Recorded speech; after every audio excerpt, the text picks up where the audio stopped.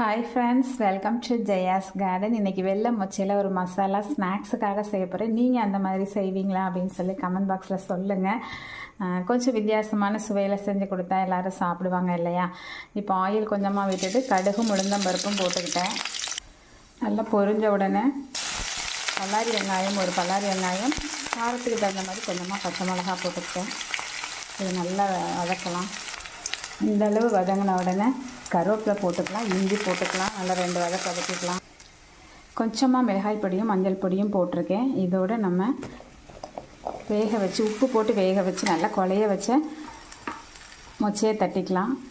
தேவையான அளவுக்கு மாங்காய் துருவல், அதுக்கப்புறம் தேங்காய், அதுக்கப்புறம் கேரட், அதுக்கப்புறம் கொத்தமல்லி தழை, அதோட கொஞ்சமாக லெமன் புழிஞ்சிக்கலாம்.